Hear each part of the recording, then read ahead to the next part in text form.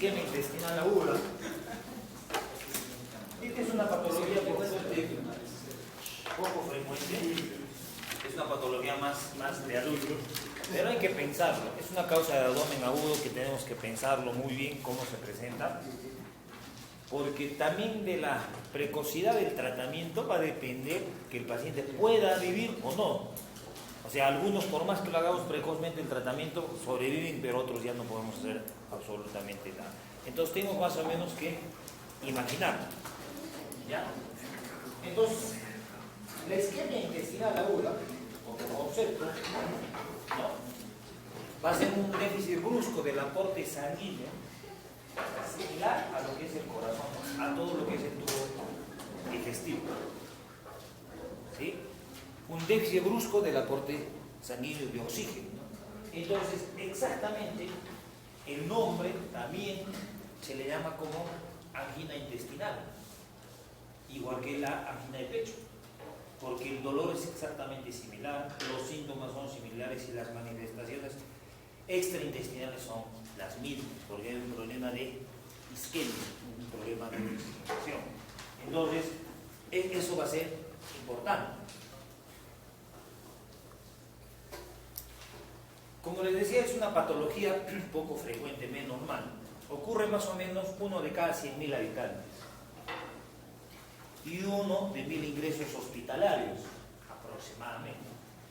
Nosotros al año debemos de tener por lo menos unos 3 a 4 casos de isquemias intestinales manejadas por cirugía y algunos manejados por medicina, donde te hacen la interconsulta cuando el paciente ya está de camino al cementerio, ¿no? Ahí te hacen la interconsulta: doctor, ¿qué le parece eso? Hace poco pasó, hace poquito, un mes habrá sido, un paciente de emergencia con un problema con una isquemia intestinal que el de medicina lo estaba manejando y no hicieron ninguna interconsulta. Era un chileno, casado, vivía acá, un padre de Chile, ya un señor mayor, que ya tenía toda su familia acá, y no le hicieron el diagnóstico, y nos hicieron la interconsulta 24 horas después. En el momento que nosotros le ingresamos ya era tarde, ya había pasado todo el ciclo y todo, y el señor no le calmaba el dolor con nada, que ahora vamos a ver cómo son las manifestaciones clínicas. Después completamos el proceso. Dentro de las afecciones abdominales, ¿no?, si hablamos en frecuencia, es inferior al 1%, no estamos hablando de 3 o 4 veces por año, pero se ve, y probablemente ustedes pueden encontrar también en periferia y tráfico.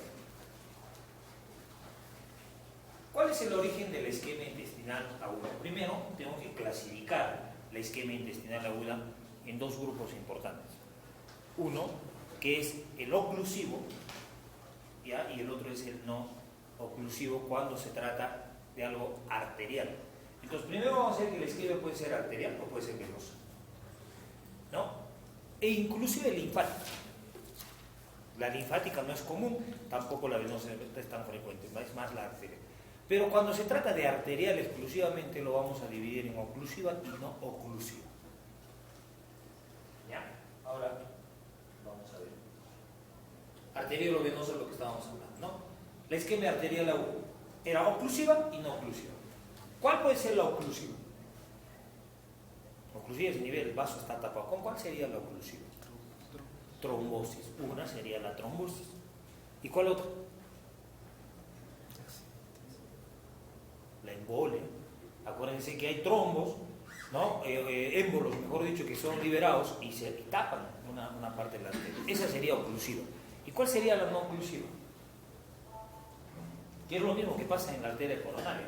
Acuérdense que en la arteria coronaria puede haber vasoespasmo, exacto, espasmo vascular, exacto, ese pues. ¿Y por qué puede ser producida? Una serie de causas. Entonces, exactamente lo mismo que el corazón pasa en el intestino. Va a ser oclusivas, como la embolia y la trombosis, y las no oclusivas, como es el espasmo vascular de diferente tipo.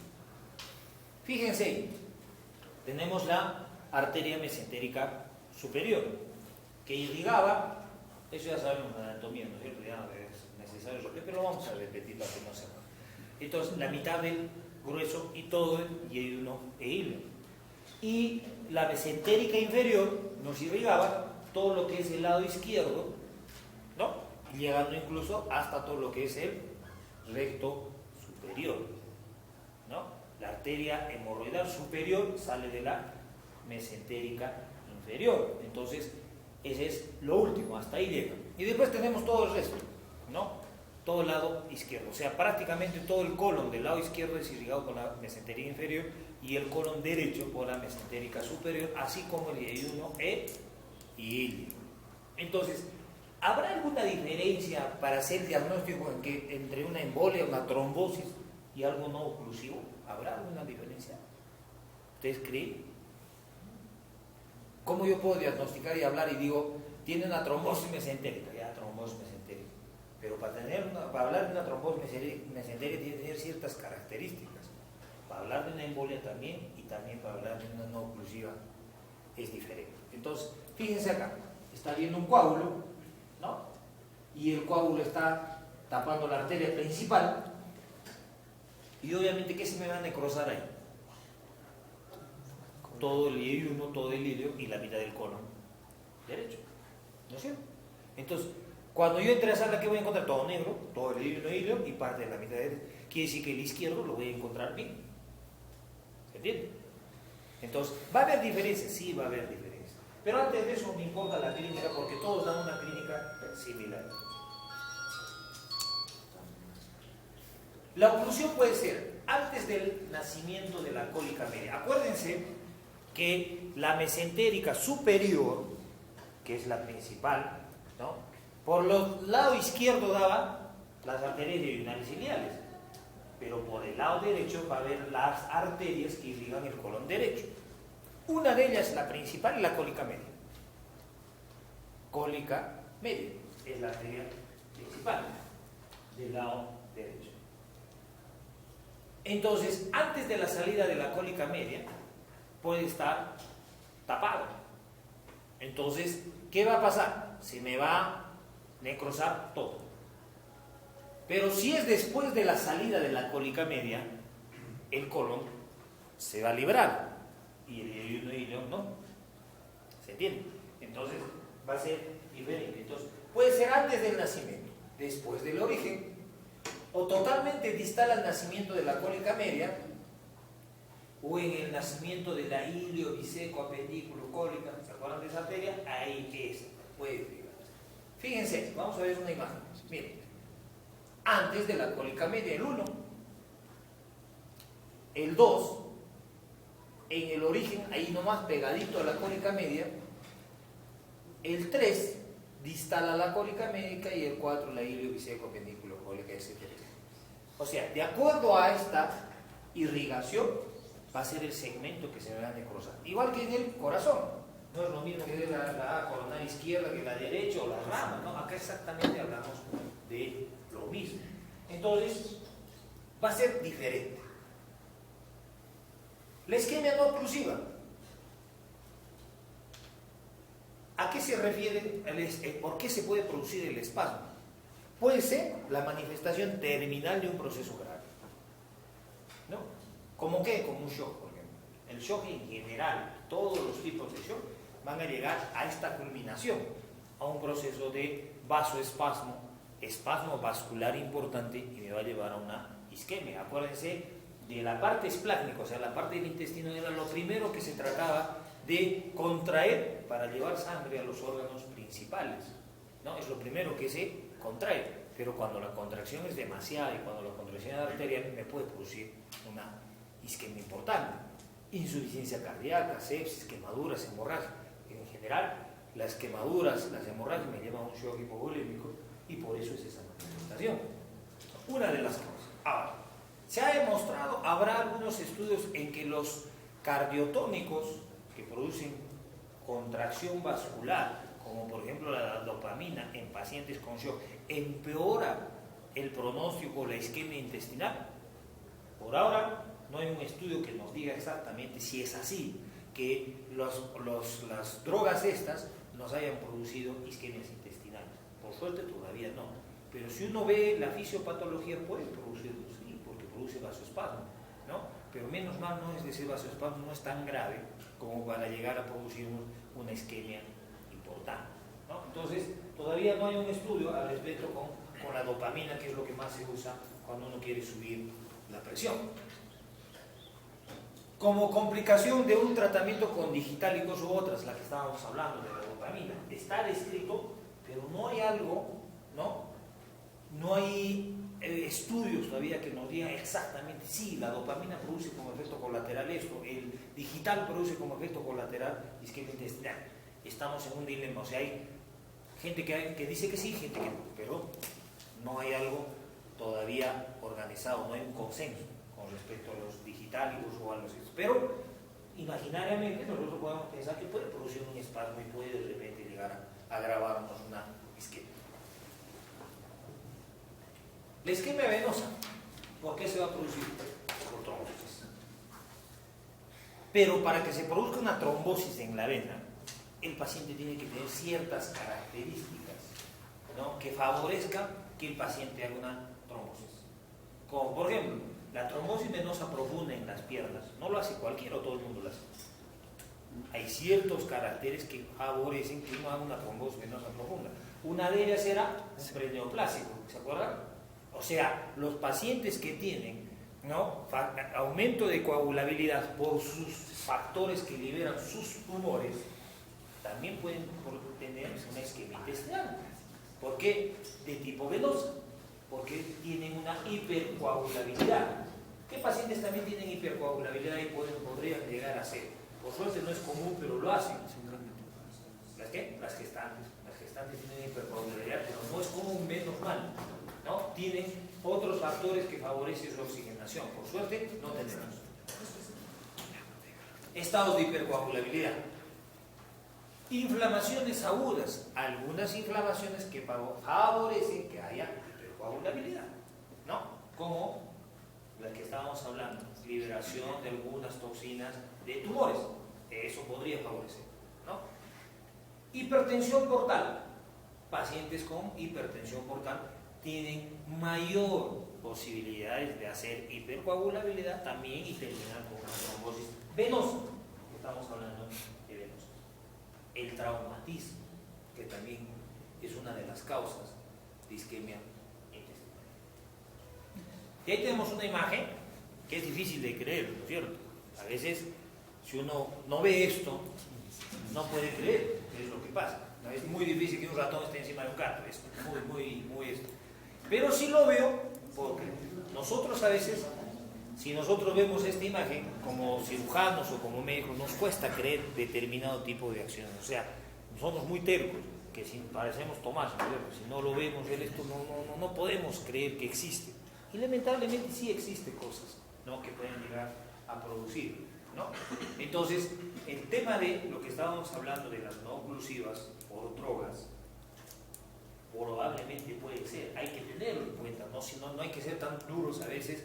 Una vez estábamos hablando con el de UCI y se endurece, no produce nada, sino todos mis pacientes se endurecen. ¿Y qué tanto de los que se han muerto ha sido por eso? No lo sabemos, porque la bibliografía dice que las drogas que aumentan la presión a nivel arterial, como son la dopamina y como es los digitálicos, producen vasoespasmo y pueden llegar a producir lesión. Entonces hay que tenerlo en cuenta, porque total, mal no nos hace, podemos evitarlo de repente de requerir algunos medicamentos de ese tipo, previniendo que nos puedan complicar nuestro. Entonces, ¿cómo hago el diagnóstico? Y acá está lo más importante, porque ustedes de repente el resto no pueden saber, no importa, pero lo más importante es hacer el diagnóstico clínico, porque el diagnóstico clínico ya me orienta. Y el diagnóstico clínico va a ser importante, ¿por qué? Porque la isquemia, ¿no?, intestinal tiene periodos en la cual uno tiene que sospechar de acuerdo en qué periodo esté. Y nos vamos a dar cuenta. Fíjense, tenemos la isquemia arterial aguda, la arteria, que es la más frecuente. Habíamos dicho que la venosa también se produce, pero es menos frecuente. En general, cuando hablamos de isquemia intestinal, es más arterial que venosa, ¿no? Cuando es arterial, presenta una clínica típica. Normalmente se presenta en individuos mayores, eso sí. Es difícil pensar en una isquemia intestinal arterial. La venosa puede ser, si tiene hipercoagulabilidad, un paciente joven, pero la arterial, que sea un paciente joven. Muy difícil. Entonces, si tiene un paciente de 20, 22 años, no le voy a poner isquemia intestinal, mío, difícil. Pensaré un problema arterial en pacientes viejos, ancianos o mayores de edad, mayores de 60 años en frecuencia. Mayores de 50 en general, si ponemos un promedio entre 60 y 70 años. Tienen que ser mayores, adultos. Este señor tenía 65 años, el chileno que falleció por un retardo en el diagnóstico y en el tratamiento. Y a veces uno se ha metido de chusma, no es, no sé para qué se habrá metido, porque después tiene que ir a la fiscalía a dar hablar. ¿No? Pero se mete porque el paciente gritaba en emergencia, gritaba de un dolor impresionante. Oye, ¿le vas a dar algo al paciente? Ya le he dado, le decía. ¿Pero qué cosa tiene? No sé, ¿qué cosa lo que tiene? Pero ya le he puesto sus calmantes. Entonces le digo, mételo a sala para que le ponga un catéter endovenoso, una peridural, y por ahí le cargue el dolor, porque no está gritando. Y así fue toda la guardia. Yo entré a operar, salí a operar y cada vez lo escuchaba gritar al señor gritar. Al final, de chusma me meto y decía, oye, ahí voy a ir a revisar a ese paciente. Y cuando le reviso, ya le digo, oye, esto es otra cosa. Digo, que no va a decir que sea una trombosis, una isquemia mesentérica o algo. Y recién ahí se me ocurre hacer la interconsulta, era 8 de la noche cuando entré. Se lo tuve que dejar a otro cirujano que se lavó las manos y lo dejó para otra guardia. Y así sucesivamente pasaron 2 guardias y recién entraron a una sala. Pero cuando entraron era una trombosis mesentérica. Y ahora vamos a ver la diferencia. O sea, estamos hablando de algo que está negro todo y llevamos demasiado tiempo. La forma clínica al comienzo brusco, en la embolia, ¿ya? Y en la trombosis aguda, es paciente come, ¿no? Normalmente ingiere cualquier tipo de alimentación y empieza con un dolor insoportable. Tanto es así que tiene sudoración, igual que un cólico renal. Cuando uno tiene un cólico renal empieza a transpirar, empieza a sudar y por él se quiere suicidar. Algo le pasa con la isquemia intestinal. El dolor en todo el abdomen es espantosísimamente fuerte. El paciente empieza a gritar de dolor, empieza a transpirar de dolor, le baja incluso hasta la presión por el dolor, no todavía por su problema de gravedad, sino por el dolor. Entonces, se puede distinguir 3 periodos evolutivos. Vamos a ver estos 3 periodos que tenemos que saber. Uno es el dolor, así brusco, lo que nosotros estamos hablando, come y empieza a quejarse de un dolor como que si alguien le hubiese dado una puñalada en el abdomen, ¿no? Dolor inicialmente intenso, bien fuerte, de tipo cólico. ¿Y cuál es lo más importante? Más localizado. ¿Dónde? ¿Qué te dice? Me duele toda la barriga. O sea, no tiene una zona que diga, no, me duele en este lado, no, me duele toda la barriga. El dolor es generalizado, todo el abdomen. Es lo primerito. Dolor brusco, intenso y mal localizado. Lo primerito. Ahí tengo que estar ya sospechando de que el paciente pueda tener una isquemia intestinal, ¿no? ¿Qué pasa? Ese es el primer. Pasa el tiempo. El paciente viene con ese dolor y lo primerito que se va a una farmacia.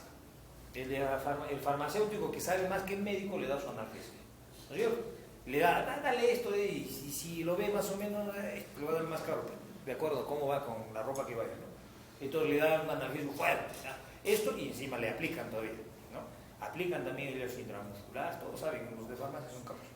Entonces, le aplican, le ponen todo y ya está. Y el paciente con eso se va y cree, le mejora algo por lo que le ha puesto, pero sigue con ese dolor.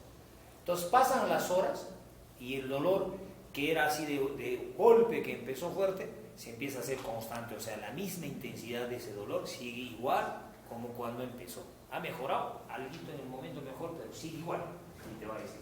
Y no hay un lugar localizado. En ese momento pasan las horas, generalmente el dolor mal localizado va a ser mucho más en la parte periférica, o sea, en la parte periumbilical. ¿Por qué? Porque ahí está ubicado el intestino delgado, ¿no? Entonces esa es la zona donde más le va a doler a nivel de periumbilical. En epigastrio y en la región periumbilical, la zona donde más, ¿no?, duele. E incluso en ambas fosas, ¿no? Más que todo en el lado derecho, ¿no? Pero en general es más localizado. Lo que uno tiene que tener en mente es que donde le toque no le duele, pero él se queja del dolor abdominal, ¿no?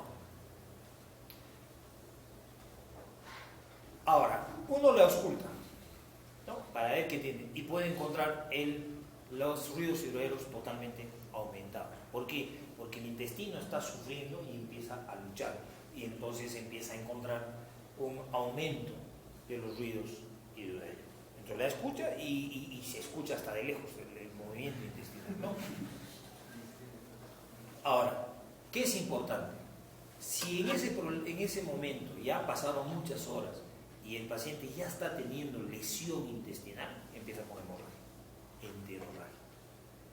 Y esa enterorragia es típica, no es sangre roja rutilante, sino es sangre mezclada con contenido intestinal.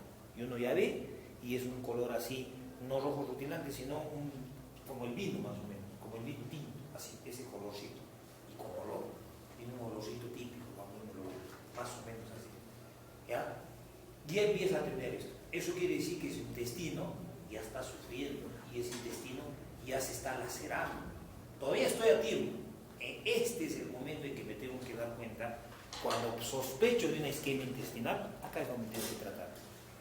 Y si trato acá, puede ser que salga, como no también, porque no, a veces es muy difícil. Y nos vamos al segundo periodo. O sea, en el primer periodo, yo puedo hacer ya el diagnóstico, puedo sospechar el diagnóstico, porque es diferente a muchas patologías de las que normalmente hemos visto en abdomen agudo. Pero ¿qué pasa? Va al segundo periodo, y en ese momento, ¿sí?, aproximadamente se extienden las primeras 4 o 6 horas, y el de medicina, como le ha calmado el dolor, le ha puesto de todo, recién se le ocurre hacer la interconsulta. Oye, fíjate, ese abdomen ya está tranquilo, el paciente ya está bien. A ver, fíjate la barriga. Pero ¿qué pasa? Uno mira la barriga no le duele, le ha mejorado, ya no hay un dolor localizado, ni acá. Pero ¿cuál es el problema? El paciente ha mejorado de su barriga, pero sus signos generales no han mejorado. Está más taquicárdico, está hipotenso, o sea, está taquipnéico, está teniendo como un signo de shock, pero la barriga no le duele. Y eso es lo más importante. Se agravan sus signos generales, taquicardia, taquipnea, hipotensión. O sea, generalmente está empeorando, pero su abdomen ha mejorado. ¿Y qué hago? Yo le ausculto.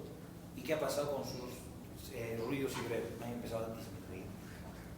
E incluso lo puedo encontrar hasta ausente. ¿Sí? ¿Por qué?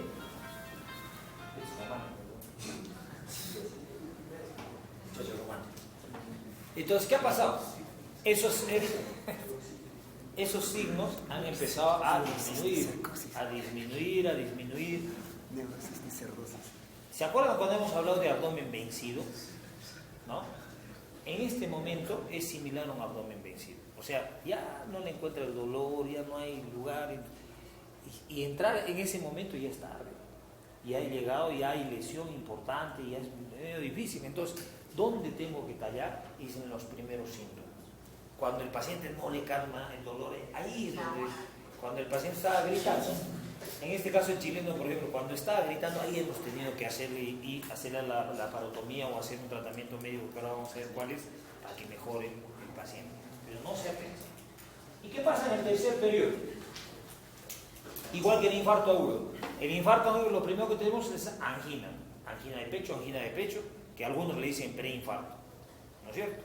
La angina de pecho, igualito, esto es angina intestinal, pasa el tiempo y ¿en qué termina? En una necrosis. La necrosis, obviamente, ¿qué va a pasar? Ya el paciente, abdominalmente ya no le duele absolutamente nada, pero el paciente está grave. Uno entra a hacer una laparotomía exploradora y encuentra todo negro, perforado, contenido intestinal dentro de cavidad, ya el paciente lo único que hace es una autopsia, es igualito como hacer una autopsia. No habría ninguna solución. Peritonitis y shock, obviamente, estamos con eso, ¿no? Y por la edad que tiene el paciente ni lo siente el dolor, está con una peritonitis, ya ni reacciona, está en muy mal estado general. El dolor es el signo más frecuente de la trombosis venosa. Cuando es trombosis venosa, lo que más se queja del paciente es el dolor y irritación peritoneal, acompañado obviamente de vómitos y diarrea. En algunos casos puede haber fiebre y distensión abdominal, similar a una oclusión intestinal que nosotros hemos visto, y necesitamos hacer la radiografía para poder hacer el diagnóstico, ¿no? Entonces va a tener distensión, va a tener fiebre y diarreas, y eso puede ser de origen venoso. Pero ¿cuál me va a orientar a que sea de origen venoso? Que sea más joven. Puede ser un paciente mayor de 40 años y puede decir, pues de repente está haciendo una isquemia venosa. Pero cuando hablo de arterial, que es la más común, estoy hablando de pacientes mayores de 50 años. ¿Sí? Eso es importante, colega. Ahora,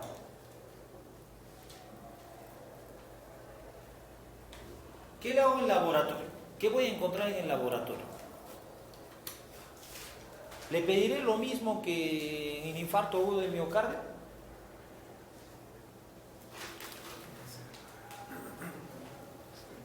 ¿El CPK?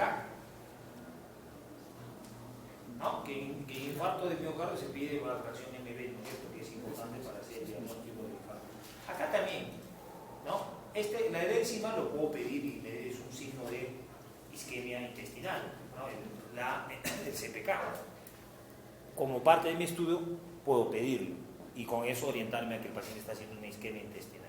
Obviamente si le pido la fracción MB es más para cardíaco. En este caso no tiene sentido. Pero si mi CPK está alto, ya me orienta que hay una isquemia intestinal. Eso es uno. ¿Qué otra cosa? El hemograma. El hemograma se me altera siempre en estos pacientes. Va a haber una leucocitosis siempre, ¿no? Y una desviación a la izquierda siempre. Entonces el hemograma le tengo que pedir. El CPK le tengo que pedir cuando estoy pensando, ¿no? La leucocitosis. Puede haber neutrofilia y puede ser superior a 15.000. Entonces, cuando un paciente tiene dolor abdominal de ese tipo, que no lo puede soportar, que a veces se acompaña de hipotensión, de sudoración, con un cólico renal, le pido un laboratorio y tiene una leucocitosis, y por la edad tengo que sospechar en una isquemia intestinal. Y tratar de actuar ahí, en ese momento. Tratar de llamar a los cirujanos en ese momento, ¿no? Cuando ya se ha perforado todo, ya sale. Y ahí ya no podemos hacer nada, ¿no? La isquemia intestinal es una de las causas de hiperamilasemia. Acá tendría que hacer el diagnóstico diferencial ¿con qué? Con pancreatitis.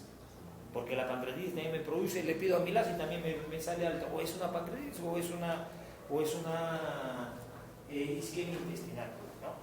Entonces hay que ver eso, porque fíjense que el cuadro es muy similar a una pancreatitis también, como ha empezado, el dolor brusco, todo, pero la diferencia es que la pancreatitis tiene una cosa característica, los vómitos. ¿Cuál era la otra? El tipo de dolor que eran en mi cinturón y radio de la espalda, y no tiene eso. Entonces ya me orienta. Por eso la clínica en estos pacientes es importantísimo antes de orientarme por una o por otra patología. Porque le pido laboratorio, le pido 15.000, ¿me da la pancreatitis ahora que van a dar el examen? Sí. ¿No es cierto?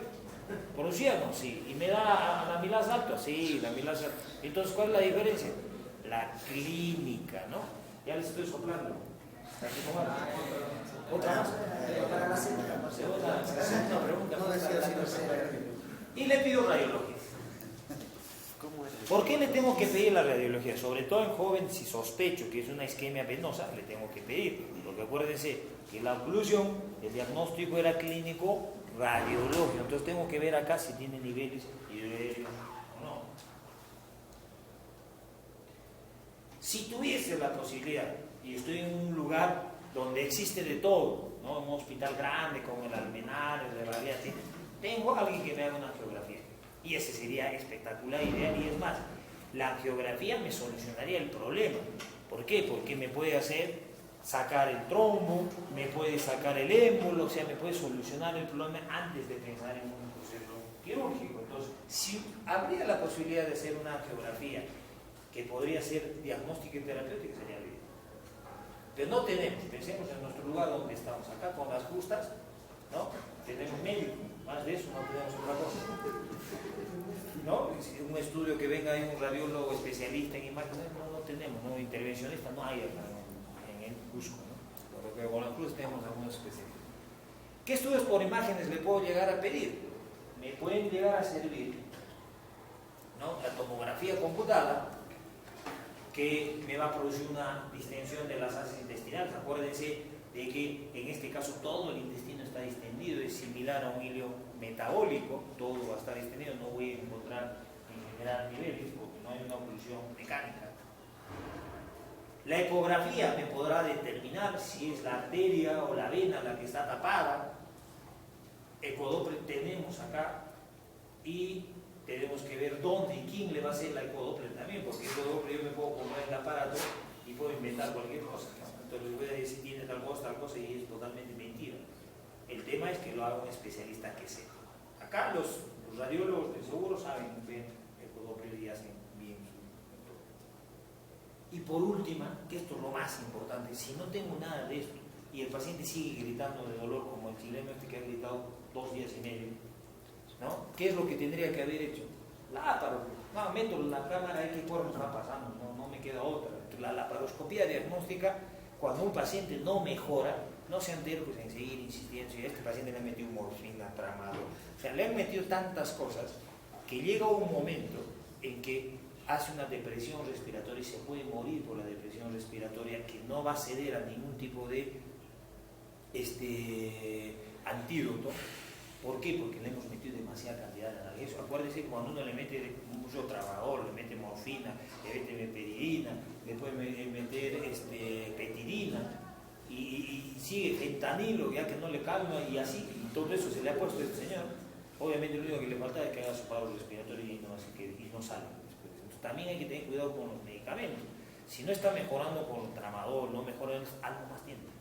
Hay que sospechar que algo más hay.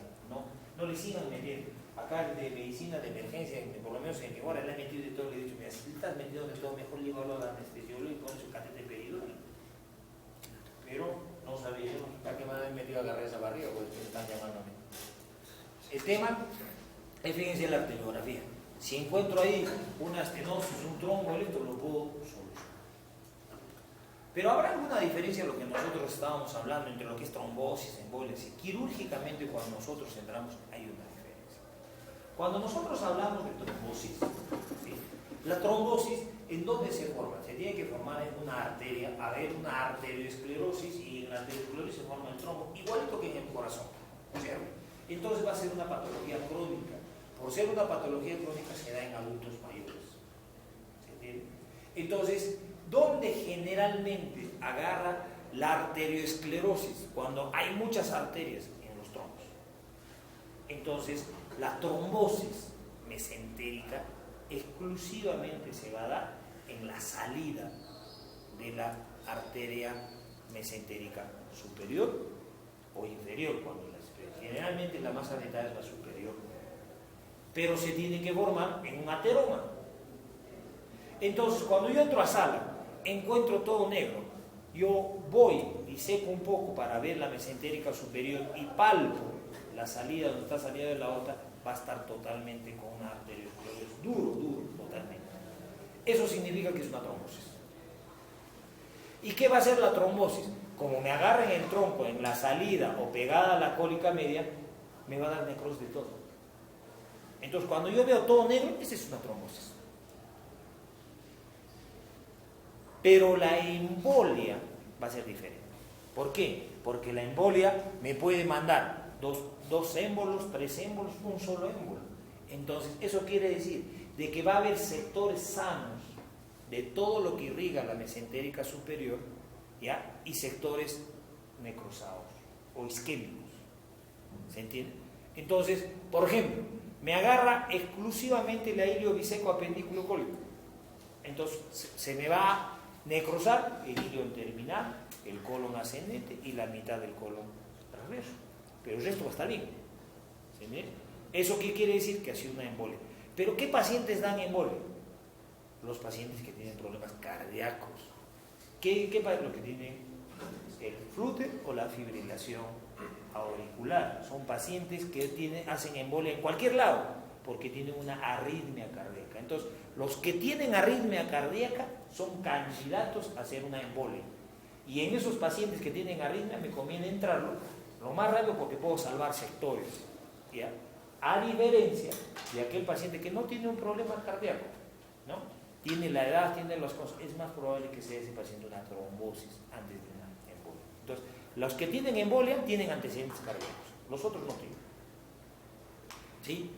¿Y cómo hago? Entonces, ¿qué? Yo entro a sala y al entrar a sala encuentro todo un sector necrosado. Sectores de las arterias. Depende qué sector haga. ¿Qué pasa en la no oclusiva? La no oclusiva es peor todavía. ¿Por qué? Porque la no oclusiva te deja 10 centímetros sano, 10 centímetros negro. 10 centímetros sano, 10 centímetros negro. Toda la parte de la mesentérica superior. O sea, en el I1 encuentro 10, 10, 10, 10, 10. Entonces uno se pone a pensar, ¿y cuántas anastomosis voy a hacer acá? Si tiene esto sano, esto muerto, esto sano, esto muerto. Y así se encuentra en la... Y a veces es muy difícil buscarle una solución, porque tendría que hacer, si de acuerdo al tamaño del intestino, de repente 6, 8, 10, 12 anastomosis, obviamente con todas las posibilidades de que se me abran las dos. Y obviamente es muy difícil el tratamiento. Cuando uno entra a sala de operación, se encuentra así, por todo, o sea, sectores sanos, sectores vivos, sectores sanos, sectores, así encuentran en una no oclusiva. Pero en la embolia encuentra zonas bien típicas necrosadas, sectores bien necrosados. Ha podido mandar 12, entonces encuentra una zona negra, la otra zona negra y buen sector vivo. Allá, eso ha sido una embolia. Paciente con antecedentes cardíacos, todo. ¿Se entiende? En cambio, la otra no tiene antecedentes cardíacos, la edad le da y encuentra esas cosas. Eso no es una trombosis, sino una no oclusiva. Entonces, el diagnóstico muchas veces, si es uno o el otro, nosotros nos damos cuenta en sala de operación. El tratamiento. Entonces, ¿qué hago con el tratamiento? Primero, la clínica. La clínica me orienta y me dice, este paciente puede ser esto. Entonces, ¿ahora qué hago en este paciente? ¿No? Entonces, si tuviese obviamente la geografía, todo, pero vayamos acá en el Cusco, ¿qué hago yo, doctor, cuando pienso que este paciente tiene una isquemia intestinal? No le pongamos isquemia mesentérica, no le ponemos isquemia intestinal, porque hay que ver si es venosa o arterial, no lo sabemos. El nombre en general es isquemia intestinal. Doctor, este paciente está haciendo una isquemia intestinal. No sé si es oclusiva, no oclusiva o venosa, no lo tengo idea. Perfecto. Entonces, ¿qué se puede hacer en este caso? ¿No? Como no tenemos nada acá en el Cusco, en otro lado le hacen la angiografía y ya estamos con eso listos, lo único que nos queda es empezar a darle en ese momento vasodilatadores. Y sobre todo, por frecuencia, tendría que darle vasodilatadores arteriales. ¿Sí?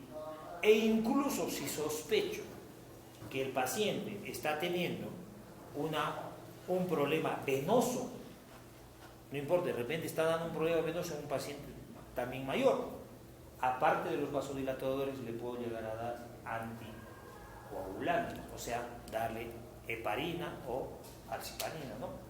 O enoxiparina, cualquier de bajo peso molecular, le empiezo a anticoagular al paciente, porque estoy sospechando. Entonces, ¿qué haría? Inmediatamente le doy vasodilatadores. ¿Qué vasodilatadores existen para esto y que nos pueda resolver? Los bloqueantes cálcicos. Entonces, el bloqueante cálcico me ayudaría bastante. En ese caso, cuando estoy agarrando un bloqueante cálcico. Dentro de ellos, ¿cuál será? Tengo la nifedipina o el nifedipino, que sería tengo que dar dosis de 40 miligramos, ¿no? Cada 12 horas, si es posible, que me baje y que me mejore ese paciente. O si no, le tengo que dar otro que también me ayuda y me ayuda mucho más a nivel cardíaco, sobre todo si el paciente tiene un problema de fibrilación, le puedo dar verapamilo, que sería el otro bloqueante que me va a ayudar mucho en este paciente, ¿no? Entonces, el verapamilo sería una droga ideal. ¿Por qué? Porque me ayuda el corazón para el tema de su arritmia y me ayuda también la parte intestinal, está muy bien. Pero a eso le tengo que agregar una anticoagulación. Entonces, sospecho en eso, métele anticoagulante, ¿no? Ahora, si supiese, por casualidad, ya estoy muy seguro, eso va a ser muy difícil, que es una trombosis, le podría dar un trombolítico, como en el corazón. Sería espectacular, ¿no? Pero no lo sé. No sé si es una trombosis, no sé si es una embolia o es una no oclusión. La anticoagulación me va a servir porque puede tener compromiso venoso y me va a ayudar. También me sirve para la parte arterial y los vasodilatadores para la parte arterial es lo ideal. Es lo único que me puede llegar a ayudar en algunos pacientes. No hay otra cosa. ¿Sí? Y si el paciente mejora todo, le puedo hacer una laparoscopía diagnóstica para certificar mi diagnóstico. Nada más. Pero si no le hago ningún tipo de tratamiento, lo único que me queda es la cirugía ¿Y qué hacemos nosotros en la cirugía? Si es una trombosis y ya está necrosado, no podemos hacer nada. Abrimos, cerramos y nos vamos. Hablamos con la familia solamente y les decimos el pronóstico que tiene. No nos queda. Pero ¿qué pasa si todavía está isquémico y sé que eso se me va a necrosar? O sea, lo agarré a tiempo. ¿Ya? En ese caso, puedo llegar a buscar la mesentérica superior y tratar de sacar el trombo. Una trombectomía se llama en ese momento, ¿no? O incluso agarrar una arteria, cualquier arteria de la mesentérica o cualquier rama, y tratar de meterle por ahí heparina por jeringa, tratar de disolver todo lo que se pueda de esos émbolos o esas trombosis. No me queda otra cosa. Intraoperatorio, cuando está isquémico, es mejorar dándole heparina, poniéndole heparina en una de las arterias. Agarrar cualquier arteria y meterle heparina como para que me pueda llegar a ayudar en ese momento. Otra cosa no. ¿Qué otra cosa puedo hacer? Si es una embolia, sacar el segmento necrosado y hacer la anastomosis correspondiente. Y si es una no oclusiva, no me queda otra que cerrar ese abdomen, mandarlo a unidad de cuidados intensivos, que le den la medicación, o sea, sus vasodilatadores, lo anticoagulen al paciente y volver a entrar después de 12 horas para ver qué tanto hemos recuperado y en ese momento hacer las resecciones debidas con las anastomosis adecuadas. ¿Sí? Porque no me queda otra. Porque querer sacar un sector, anastomosar, no, de repente parte de eso que está medio negrito se puede recuperar, entonces lo meto a UCI, en UCI le dan todo el tratamiento y en 12 horas vuelvo a ver qué tanto se ha recuperado, ¿no? Entonces, en base a eso, hago el tratamiento definitivo. Entonces, acá tenemos un esquema, angiografía, paparina, isquemia oclusiva, no oclusiva, ¿no? Resección, abocamiento, etcétera. En general es todo lo que les he dicho. O sea, uno a veces en ese momento tiene que idearse qué cosas tiene que hacer. ¿Alguna duda? Entonces, diagnóstico precoz.